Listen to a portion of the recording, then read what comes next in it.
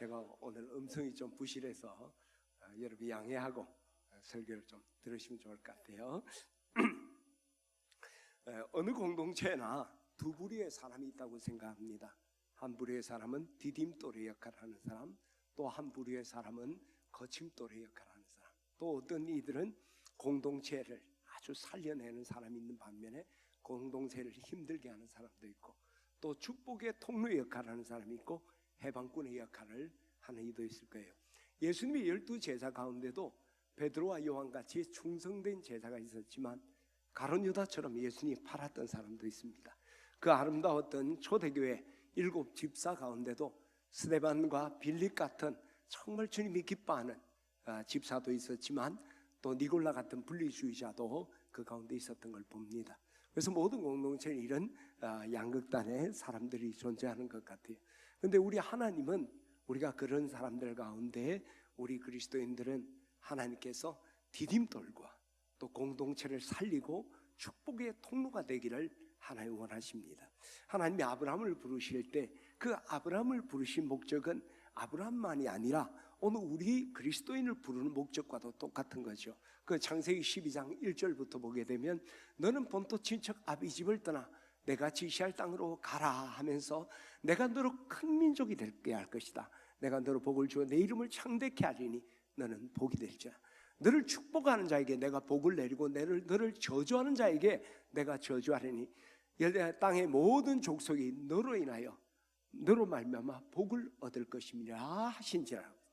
하나님께서 아브라함을 택하신 것, 곧 오늘 우리 그리스도인들을 택하신 것은 오늘 이 땅에 우리 가정과 직장과 공동체의 축복의 통로가 되라.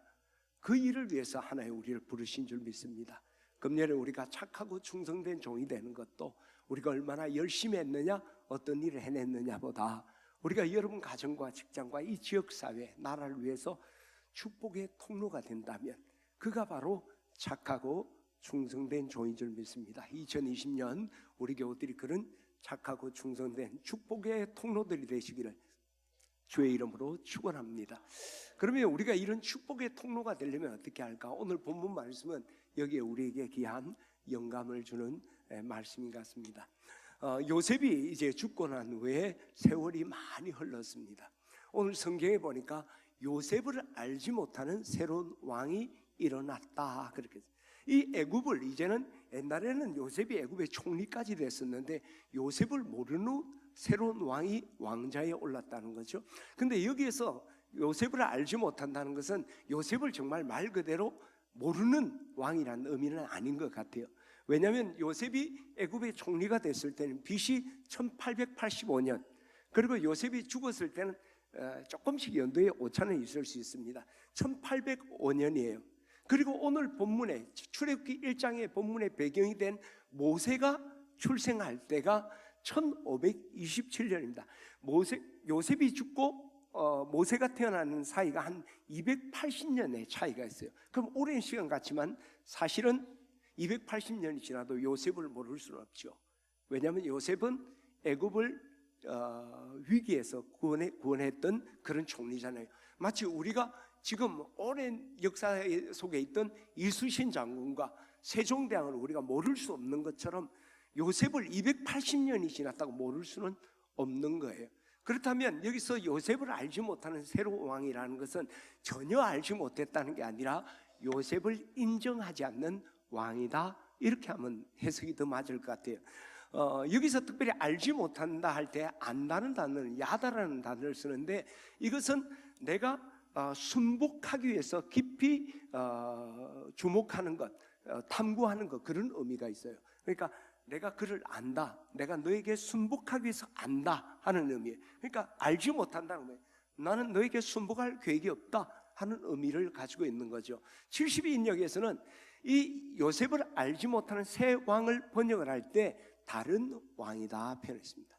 그러니까 기존의 왕들과는 다른 정책을 가졌던 왕이다, 이렇게 보죠. 리빙 바이블에서는 이것을 어역을 하면서 어떻게 표현을 했냐면은 이 새로운 왕은 요셉의 자손들에게 은택을 전혀 느끼지 못하는, 그러니까 요셉의 후손들, 요셉을 비롯해 요셉의 후손들에게 은혜 받았다는 느낌이 전혀 없는 애굽의 왕자에 오른 새 왕이다. 그러니까 지금 여기서 오른 왕은 요셉을 정말 모르는 것보다는 요셉을 인정하기 싫어하는 그런 뭔가 새로운 권력이 탄생했다는 거예요. 여러분, 역사적으로도 요셉이 총리가 되었을 때는 셈족 계통의 힉소스 왕조가 애굽을 통치했습니다. 함족이 다스리고 있던 애굽을 추방하고 그들이 정권을 다스린 거예요. 그러다 보니까 요셉도 셈족이거든요. 그러니까 그 셈족이 통치하니까 셈족인 요셉이 총리에 등용될 수가 있었습니다. 그로부터 시간이 흐른 후에 다시 함족이 이 셈족들을 추방하고 함족이 18왕조가 애굽의 정권을 잡게 되는 것이죠. 그러니까 그들은 자기가 이제 힉소스 왕조를 몰아내고 다시 정권을 가지고 왔기 때문에 그 앞에 힉소스 왕조의 그 어떤 업적들을 말살하려는 그런 정책을 펼 수밖에 없죠. 그렇다고 보면 오늘 요셉을 알지 못하는 새로운 왕이란 건 요셉의 업적을 과소평가하는 새로운 왕이다 하면 맞아요. 오늘 본문의 배경이 되는 그 함족의 18왕조의 3대 왕, 세 번째 왕이었던 투트모스 1세가 오늘 성경에 기록된 그 왕이라고 우리가 추정을 합니다. 투트모스 1세는 국수주의 경향이 굉장히 강한 거예요. 그래서 이 함족이 강성해야 된다는 걸 생각하기 때문에 상대적으로 히브리족, 옛날에 그 힉소스족과 같이 그 힉소스 왕조와 같이 결탁했던 셈족, 그 히브리 민족을 굉장히 탄압을 하게 되는 것이죠. 그래서 오늘 본문에도 이 투트모스 왕이 이제 백성들의 이야기합니다. 이 백성 그 이스라엘 족속들을 지금 우리보다 더 숫자도 많고 강하다. 우리가 그들에 대해서 지혜롭게 해야 된다. 이들이 이렇게 자꾸 숫자가 는다면 만약 우리가 전쟁을 할 때 이들이 우리의 대적, 우리의 적과 결탁을 해서 우리를 친다면 어떻게 하겠느냐? 그러면 우리를 치고 우리를 떠나게 될 거예요. 지금 노예인데 도망가게 되면 우리가 손해가 아니냐. 그래서 그들이 생각했어요. 이 산하 제한을 하고 좀 뭔가 이 강성하지 못하도록 하기 위해서 노역을 굉장히 강화시킨 거예요. 그래서 감독자를 세우고 거기에다가 바로 왕의 국고성인 비돔과 람셋을 건축하도록, 그래서 굉장히 피곤하게 만드는 거죠. 그럼에도 불구하고 이 히브리인들이 점점 더 강성해지는 거예요. 그래서 두 번째로 이래서 안 돼. 더 힘든 노역을 시켜야 되겠다. 그래서 흙 이기는 것, 벽돌 굽는 것, 그리고 농사일을 가중시켜서 너무 고통스럽게 만든 거예요. 그래도 소용이 없는 거예요. 히브리인들은 점점 수가 늘어나고 강해지는 거예요. 그래서 바로가 생각하다가 히브리 산파들을 불렀어요. 히브리 산파, 오늘 성경에는 시프라와 부하를 부르게 됩니다. 내가 명령을 하나 내릴 텐데 히브리 산모들이 아이를 출산할 때 자리를 잘 살펴서 아들을 낳게 되면 죽여라. 그리고 딸을 낳으면 살려두어라. 남자만 없으면 나중에 문제가 안 되니까 아들을 죽여라. 근데 시프라와 부하가 하나님을 두려워하기 때문에 그렇게 하지 않고 남자들을 살려놓는 거죠. 왕이 이걸 알고 다시 불러요. 내가 남자를 다 죽이려 했는데 왜 살리느냐. 그때 시프라와 부하가 지혜를 가지고 이런 말을 합니다. 히브리 여인들은 애굽 여인들과 달리 건장해서 우리 산파들이 가기 전에 아이들을 다 출산하기 때문에 죽일 기회가 없습니다. 그 결과 이스라엘이 더 강성해지게 되는 것이 오늘 본문에 소개되는 거예요. 오늘 여기 보면 시프라와 부하는 산파입니다. 이스라엘의 왕도 아니고 뭔가 리더십 발휘하는 정치적인 지도자도 아니었습니다. 산파에 불과한 시프라 부하, 그들이 민족을 살리는 축복의 통로가 되었다는 거죠. 저는 오늘 우리가 이 시프라 부하를 보면서 오늘 우리도 어쩌면 별 볼일 없는 사람일 수도 있습니다. 그러나 우리도 한 민족을 살리고 내 가정을 살리고 교회를 살리고 지역을 살리는 축복의 통로가 될 수 있는 영감을 여기서 얻을 수 있다고 생각합니다. 그러면 시프라 부하가 어떻게 해서 한 민족을 살리는 그런 축복의 통로가 될 수 있었을까? 오늘 간단하게 한 두 가지만 한번 생각해 보고자 합니다. 먼저 시프라 부하가 축복의 통로가 될 수 있던 제일 첫 자리는요, 왕은 남자를 다 죽이려는데 죽이지 않고 살려서 이스라엘 민족을 번성케 했습니다. 그 중요한 이유는요, 시프라 보아가 자기의 본연의 임무가, 자기 본연의 임무가 무엇인지를, 자기 본분이 무엇인지를 정확하게 알고 이것을 다른 어떤 것보다 귀하게 여기고 우선 감당했기 때문이란 거죠. 산파는 사람을 죽이는 사람이 아니라 사람을 살리는 역할이에요. 산파로서 자기는 그걸 생각했어요. 왕은 나에게 사람을 죽이려고 하지만 나는 산파로 사람을 살리는 역할이지 죽이는 일이 아니다. 그리고 나는 이 일이 너무너무 귀한 일이다. 그래서 나는 이 일을 결코 양보할 수 없었다. 결국 시프라와 부하가 축복의 통로된 것은 자기의 본연의 임무에 최선을 다했기 때문이라는 거죠. 여러분이 뭐 조금 책을 읽으신 분들은 읽으셨겠습니다만, 헝그리 스피릿이라는 책을 썼던 찰스 핸디라는 분이 있습니다.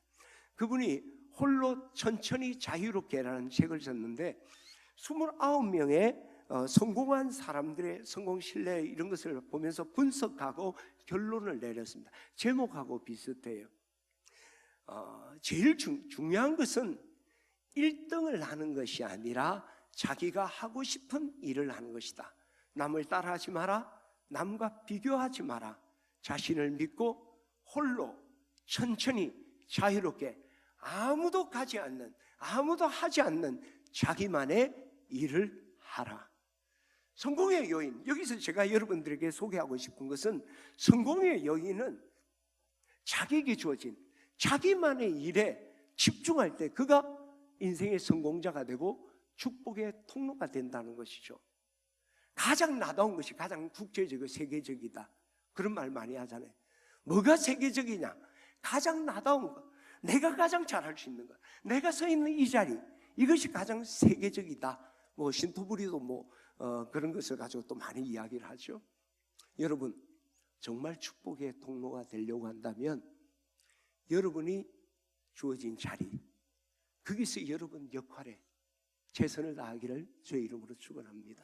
그런데 안타까운 것은 많은 분들이 내게 주어진 자리, 그리고 그 역할에 최선을 다하기보다 내게 주어지지 않은 남의 일, 다른 역할에 더 관심을 갖고 그게 열정을 쏟는 경우가 많다는 거죠.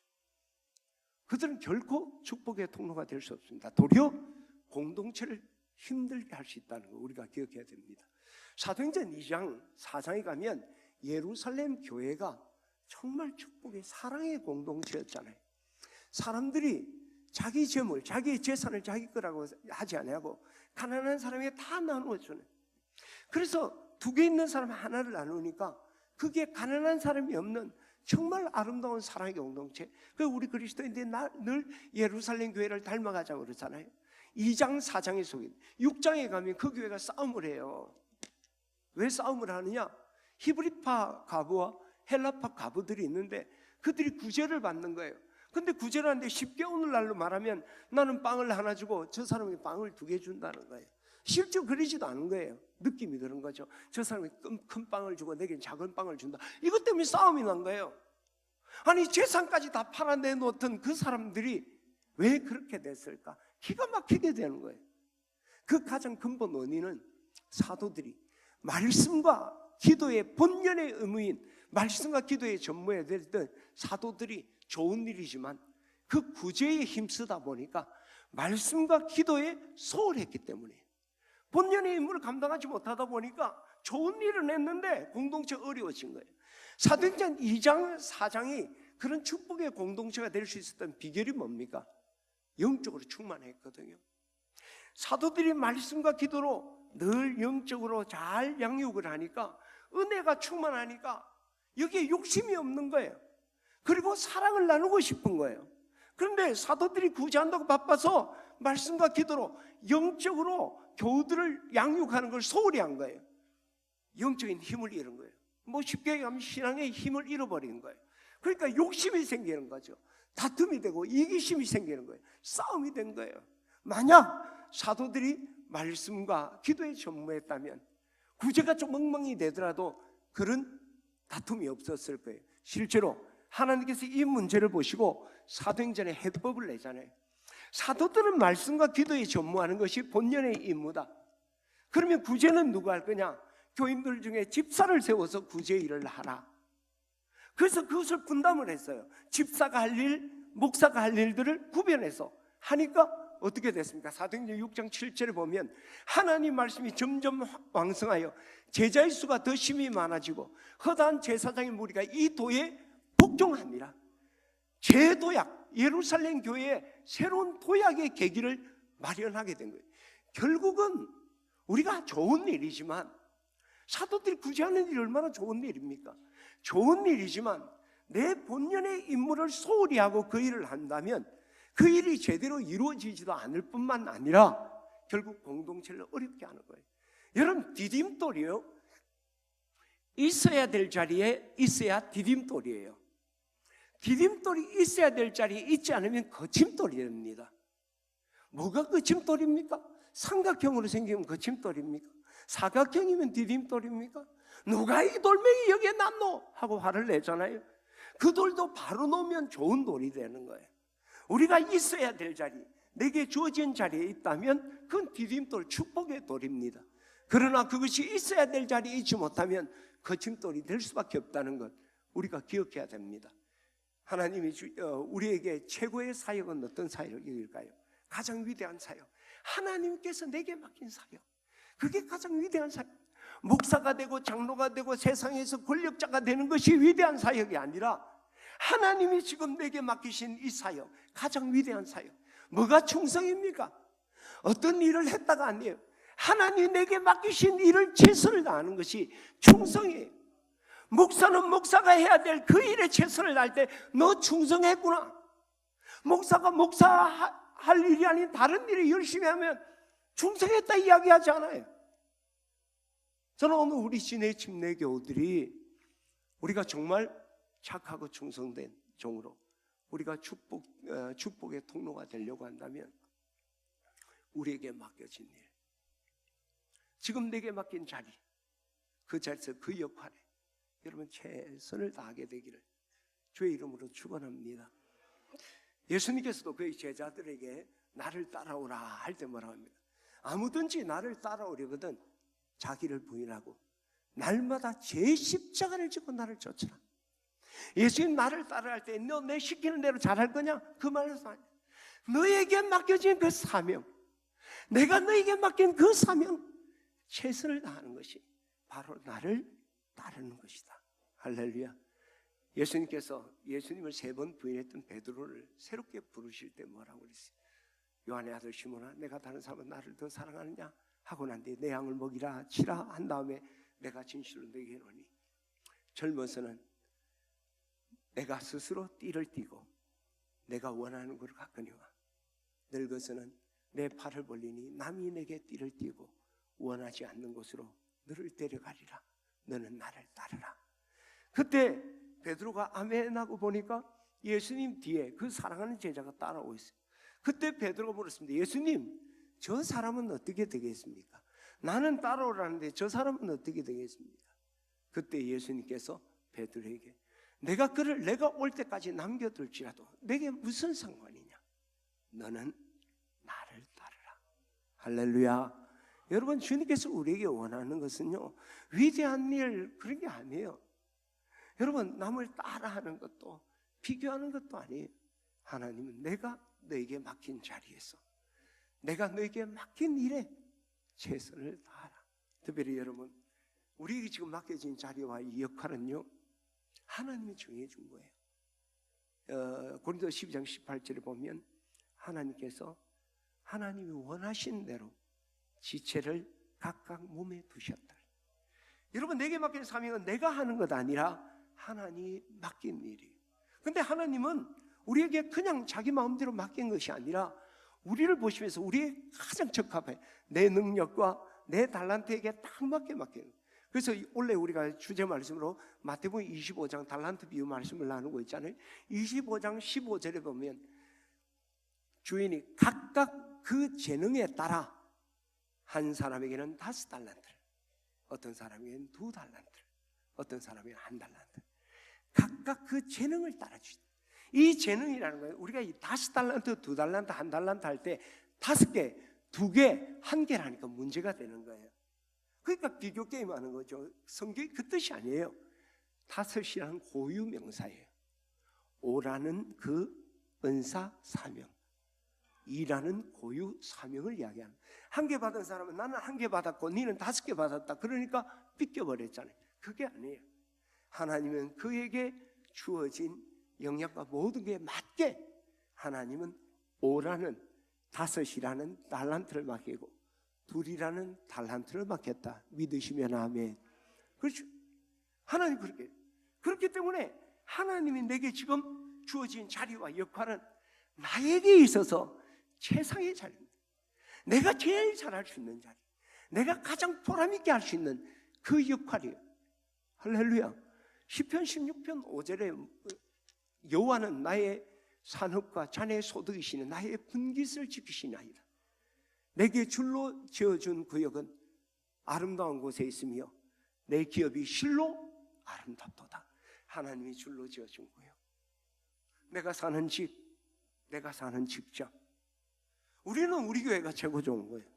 옆 교회는 옆 교회가 최고 좋은 거예요. 저 교회가 더 좋을 것도 없고, 우리 교회는 하나님이 줄로 지어준 것, 내게 꼭 맞게 허락하신 그 자리, 지금 우리에게 주신 직분도 금년에 우리가 착하고 충성된 종이 되는데 이런 일 저런 일, 위대한 일, 큰일 아니에요. 하나님이 지금 내게 주신 성가대원이면 내가 소프라노면 소프라노로서 내게 맡겨진 이 일, 이것을 가장 귀하게 여기고 최선을 다할 때 멋진 하모니가 이루어지고 합창을 통해서 우리 교우들의 큰 영광과 하나님께 영광을 돌리는 거예요. 할렐루야. 지금 시부아와 부아가 그렇게 해서 한 민족을 살리는 위대한 일을 감당한 거예요. 저는 오늘 사랑하는 우리 진해집내 교우들이 2020년에 여러분이 서 있는 자리, 가정에서, 직장에서, 또 교회에서, 지역사회에서 여러분에게 주어진 자리와 그 역할이 있어요. 그걸 가장 귀하게 여기고 최선을 다하게 되기를 주의 이름으로 축원합니다. 두 번째로 이 시프라와 부아가 이 축복의 통로가 될 수 있었던 비결은 무엇일까? 여러분, 시프라 부아가 자기 본연의 임무를 감당하는 것이 쉬웠을까요? 이게 결코 쉬운 일이 아닙니다. 왜냐? 그냥 아무런 장애가 없었으면 문제가 없었죠. 바로가 죽이라는 거예요. 근데 자기 본연의 임무, 살리는 일을 하면 왕에게 거역하는 거예요. 그것은 곧 죽음을 말하는 거예요. 그럼 시프라와 부아는 배짱이 좋아서 그랬을까? 얼마나 두려웠을까요? 정말 가슴이 벌벌벌 떨릴 거예요. 들키진 않을까? 또 왕에게 거짓말까지 해야 되니까 이게 감당할 수 없어요. 그럼에도 불구하고 시프라와 부아는 사람을 살리는 것을 감당한 거예요. 어떻게 가능했을까요? 17절을 우리 같이 한번 봅시다. 17절 같이 읽을까요? 시작. 그러나 산파들이 하나님을 두려워하여 애굽 왕의 명령을 어기고 남자 아기들을 살린지라. 바로가 두려웠어요. 자기 목숨에 대한 두려움도 있었어요. 그러나 이 산파들은 하나님을 더 두려워했습니다. 하나님이 이 아이를 살리기를 원하는, 하나님이 두려웠기 때문에 그 아이들을 죽일 수가 없었던 거예요. 여러분, 왜 우리가 축복의 통로로 하나님의 착하고 충성된 종으로 살지 못할까요? 우리가 하나님이 아니라 사람을 더 좋아하고 세상을 좋아하고 사람을 더 두려워하기 때문에 그 두려움에 마음 빼앗기는 거죠. 만일 우리가 하나님을 정말 두려워한다면 우리는 세상의 그 악한 걸 따라가지 않습니다. 정말 우리가 하나님을 두려워한다면 사람 때문에 주저주지 하지 않습니다. 정말 우리가 하나님을 두려워한다면 어떤 난관에 있어도 하나님의 뜻을 따라 축복의 통로가 될 거예요. 여러분 기억하세요. 하나님을 두려워하는 사람들은요,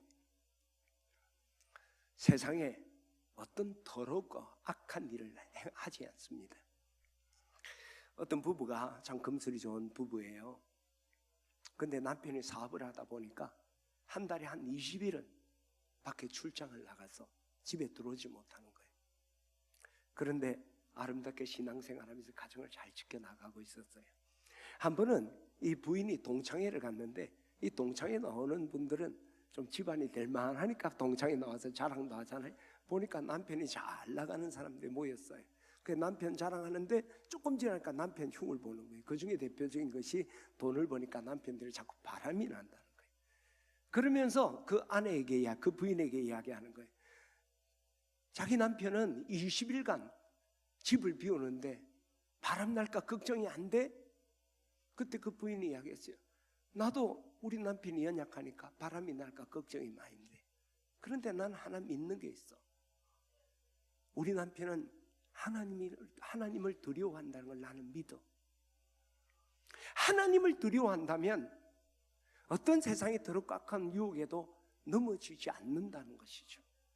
여러분, 우리가 하나님을 두려워하는 사람은 악하고 더러운 일을 행하지 않습니다. 아니, 행할 수가 없어요. 하나님 두려워요. 그래서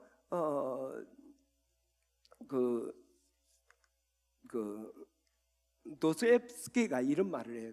도스토옙스키가 하나님이 계시면, 하나님이 계시지 않는다면 모든 것이 허용된다라는 말. 하나님이 계시지 않는다면 모든 것이 허용된다. 다시 말하면 뭐예요? 하나님이 계신다면 모든 것이 허용되지 않는다. 이건 뭐예요? 하나님이 없는 사람에게는 자기의 욕구를 막을 수가 없다는 거죠. 자기 하고 싶은 일 다 한다는 거예요. 두려움도 없어요. 거기에 대한 죄의식도 없다는 거죠. 그러나 하나님을 두려워하는 사람은 악을 행할 수가 없네요. 서로 내가 잘못을 행한다 하더라도 그 두려움 때문에 속이 회개할 수밖에 없다는 거예요. 여러분, 하나님을 두려워하면 더럽고 악한 것 행할 수 없다는 것 여러분 기억하시기 바랍니다.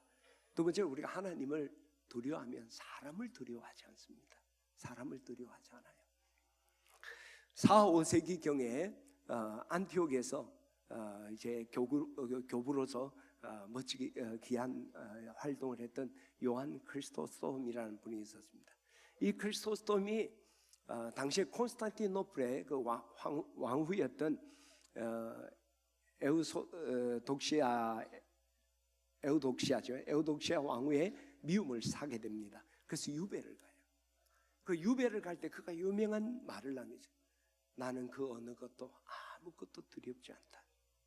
저가 내 생명을 찾는다면 난 기꺼이 내어줄 수 있다. 내 생명은 주님이 주신 것이기 때문이다. 내 재산을 다 달라고 하더라도 난 결코 불평하지 않는다. 내가 가지고 온 것은 아무것도 없기 때문이다. 저가 나를 내어 쫓는다면 나는 엘리야와 같이 될 것이다. 저가 나를 구덩이에 던진다면 나는 예레미야 같이 될 것이다. 저가 나를 바다에 던진다면 나는 요나 같이 될 것이다. 저가 나를 매질하고 박해를 한다면 나는 사도 바울 같이 될 것이다. 나의 모든 환난과 사건을 통해서 내 하나님이 높임을 받으시고 그 환난 중에 나는 영광을 받을 것이다. 나는 그 어느 것도 두렵지 않다. 하나님을 두려워하는 사람들은요, 사람의 어떠한 것도 두려워하지 않는다는 거예요. 여러분, 스코틀랜드의 종교개혁자인 존 낙스의 묘비명에 이런 글이 있습니다. 여기에 어떤 인간도 두려워하지 않는 한 사람이 잠들다. 여기에 어떤 인간도 두려워하지 않는 한 사람이 잠들어 있다.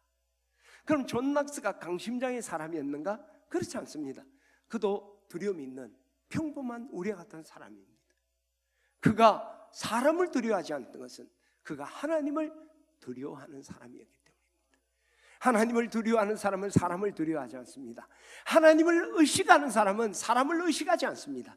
그러나 하나님을 두려워하지 않는 사람은 사람을 두려워해. 하나님을 의식하지 않는 사람은 사람을 의식하는 참 어리석은 자가 된다는 거예요. 그 시편 56편 11절 우리 같이 한번 읽어볼까요? 시작. 내가 하나님을 의지하였은즉 두려워하지 않으리니 사람이 내게 어찌하리까. 내가 하나님을 의지한즉 두려워하지 않을 것이다. 사람이 내게 어찌하겠냐. 하나님을 의지하고 하나님을 두려워한 자 사람을 두려워하지 않아. 이 시프라와 부하가 정말 자기가 축복의 통로가 되고 싶지만 그 바로왕이 무서웠다면 그럴 수 없죠. 그러나 이는 바로왕보다 하나님을 무서워했기 때문에 그 바로왕을 향한 두려움이 극복하고 하나님의 뜻대로 축복의 통로가 될 수 있다. 세 번째 중요한 것은요, 하나님을 두려워하는 사람들은 어떠한 환난과 박해를 받아도 하나님의 뜻에 순종한다는 겁니다. 마태복음 10장에 보게 되면 하나님께서 예수님이 제자들을 이제 세상으로 보냅니다. 세상이 너무나 악하기 때문에 이리 때 가운데 양을 보낸 같은 걱정을 하죠. 너희가 이 전도를 하다가 영혼 구원을 할 때 수많은 박해와 어려움을 당할 것이다. 생명을 잃을 수도 있다. 그럴 때 그것을 극복하고 이 땅에 복음 전해서 하나님 나라 이루는 것, 축복의 통로가 되려면 하나님을 두려워해라. 그렇게 마태복음 10장 28절에 보게 되면 몸은 죽여도 영혼은 죽이지 못하는 자를 두려워하지 말고 몸과 영혼을 능히 지옥에서 멸할 이를 두려워하라. 정말 두려워해야 될 게 뭐냐? 그래서 하나님을 두려워하면 세상의 어떤 환난과 핍박, 사람의 어려움 가운데서도 우리가 두려워하지 않는 거예요. 그러니까 하나님이 원하는 그 축복의 통로의 길을 묵묵히 갈 수가 있다는 거예요. 여러분, 정말 여러분 공동체와 가정의 축복의 통로가 되시기를 원합니까? 하나님을 두려워하세요. 여러분, 축복의 통로가 되지 않기를 원하는 사람이 누가 있겠습니까? 근데 우리는 축복의 통로보다는 악한 것에 더 유혹을 받아요. 그리고 사람이 버티고 있어서 내 길을 가로막을 때 있어요. 축복의 통로가 되려고 할 때 환난과 어려움들이 내 앞에 가로막을 때가 얼마나 많은지 몰라요.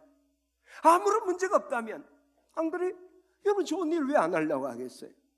내가 정말 한 영혼을 살리고 공동체를 살리는 이런 수많은 난관이 있습니다. 그러나 우리가 하나님을 두려워한다면 그 모든 것을 우리가 극복하고 넉넉히 우리가 축복의 통로로서 그 역할을 감당하게 될 줄 믿습니다. 저는 이런 하나님을 두려워하는 우리 교우들 되시기를 주의 이름으로 축원합니다. 그런데 성경에서 하나님을 두려워한다는 뭐예요? 공포예요? 겁먹는 거예요? 그게 아니죠. 하나님을 두려워한다는 건 하나님을 경외한다는 겁니다. 그 뜻은 뭐예요? 제가 여러 번 이야기했죠. 하나님을 경외한다는 것은 하나님이 나의 창조자이시고 내 인생을 이끌어 가시고 섭리하시는 분임을 인정하고 그분에게 순종하는 거예요. 여러분, 인생에 여러 가지 사람들과 환난이 내게 올 때 우리가 극복할 수 있는 것은 나를 지으시고 나를 이 자리에 두신 이는 하나님, 내 인생을 이끌어 가실 이는 하나님이다. 나는 그것을 인정하기 때문에 그분께 순종하는 거예요. 대놓고 순종하는 건 맹종? 기독교는 그걸 말하는 게 아니에요. 그렇죠? 우리 미신 종교들은 무조건 대놓고 믿잖아요. 아니에요. 우리는 하나님이 나의 창조자이시다, 하나님이 내 인생을 섭리하신 분이다 하는 걸 내가 인정하기 때문에 그분 앞에 내가 무릎 꿇는 것, 이것이 경외하는 것, 하나님을 두려워하는 거예요. 할렐루야. 그들은 정말 하나님의 쓰는 축복의 통로가 될 줄 믿습니다. 그런 하나님의 경외함이 있기를 축원합니다. 그런데 여러분, 우리가 정말 하나님을 경외해야 되는 진짜 중요한 이유가 있어요. 그것이 바로 우리가 인간의 본분이기 때문입니다. 여러분, 전도서 말씀을 여러분 잘 아시죠? 헛되고 헛되니 모든 것이 헛되다. 그 전도서의 결론이 뭡니까? 자, 우리 전도서 12장 13절 한번 볼까요? 시작. 일의 결국을 다 들었으니 하나님을 경외하고 그의 명령을 지킬지어다.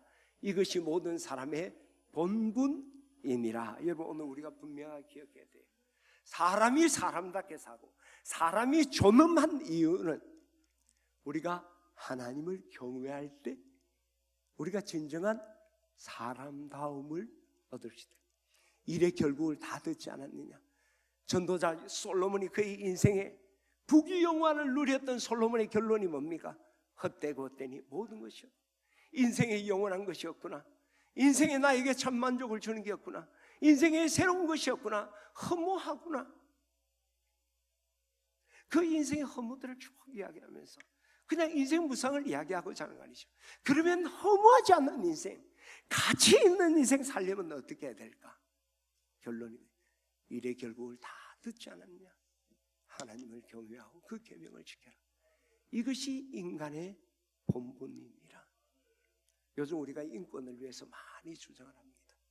성경도 인권을 많이 강조하죠. 진정한 인권이 언제 완성이 됩니까? 법적으로 복지가, 사람과 짐승의 차이가 뭐예요? 언어? 사유? 짐승도 부분적으로 그거 해요. 복지. 내보다 잘 사는 개 많습니다. 내보다 재산 상속 많이 받는 개도 많고, 개팔자예요. 그렇잖아요. 호텔에 사는 개도 있고, 뭐 우리 집보다 더 좋은 집에 사는 개도 있어요. 그게 아니에요. 여러분, 인류 역사를 보면 아무리 우리가 원시 사회라 하더라도 사람에게는 신심이 있어요. 종교심이라는 게 있다는 게. 원시 사회. 짐승은 아무리 고등하다 하더라도 종교심이라는 게. 자연에 대한 본능적인 두려움이 있는 거지, 그게 신심이 있잖아요. 왜 그래요? 창세기에 나오잖아요. 하나님은 사람과 짐승 똑같이 만들었어요. 사람에게는 그 코에 생기 영을 주신 거예요. 하나님의 영이 우리에게 있기 때문에 우리는 신과 교통하는 신심이 있는 거예요. 이게 인간이에요. 이게 없으면 짐승이에요. 다른 거 없잖아요. 그러면 사람이 사람다운 거 복지, 언어 아니에요. 하나님을 경외함이 있는 것이 진정한 인간다움이에요. 그때 진정한 인권, 인간 존중이 이루어지는 거지, 하나님을 모르고 지멋대로 살아가는 그 인간들은 짐승이나 다른 게 뭐 있어요? 우리가 볼 때 꼭 짐승 같아 그러잖아요. 금수만도 못한 놈. 하나님을 두려워하는 이들, 하나님을 경외하는 이들은 실수는 할 수 있지만 그렇게 살 수 없어요. 살게 하나님이 두지도 않는 거죠. 우리가 정말 인간다움을 추구하려면 하나님을 경외해야 돼요. 근데 정말 안타깝고 아쉽고 고통스러운 것은 사람들이 하나님을 두려워하지 않는다는 겁니다. 로마서 3장에 보면 인간들의 죄를 쭉 소개해요. 입술의 죄, 발의 죄, 그 인생의 모든 악한 것들을 열거한 다음에 그걸 총체적으로 한마디로 소개합니다. 로마서 3장 18절을 우리 같이 한번 봅시다. 시작. 그들의 눈앞에 하나님을 두려움이 없느니라 함과 같으니라. 하나님이 안중에 없으니까 두려울 게 없죠. 온갖 더럽고 악한 짐승 같은 일을 할 수밖에 없는 거죠. 이것이 오늘 인간의 어리석이. 여호와를 경외하는 것이 지식의 근본이거늘 미련한 자는 지혜와 훈계를 멸시하느니라. 우리 인생의 진정한 지식은, 지혜는 무엇입니까? 하나님을 경외할 줄 아는 거예요.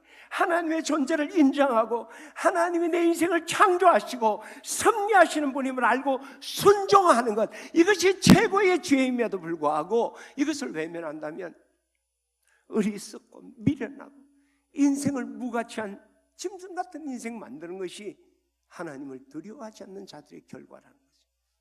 저는 오늘 우리 진해 집내 교우들이 우리가 정말 축복의 통로가 될 뿐만 아니라 우리가 참 그리스도인, 하나님 주신 그 존엄함과 은혜들 우리가 누리려면 하나님을 경외하는, 언제나 하나님이 나를 지으셨습니다. 하나님이 나의 인생을 오늘까지 인도하시고 내 생에 마칠 때까지 인도하실 겁니다. 그렇게 나는 당신 앞에 나의 창조자이시고 섭리자이기 때문에 나는 당신께 순종합니다. 이것이 참 그리스도인, 참 인간다움이고 그들이 하나님의 축복의 통로로 쓰임받는 착하고 충성된 종일 줄 믿습니다. 2020년 그리고 여러분 인생에 이런 여호와를 경외하는 우리 사랑하는 진해 침례교회 모든 성도들 되시기를 주의 이름으로 축원합니다. 기도하겠습니다.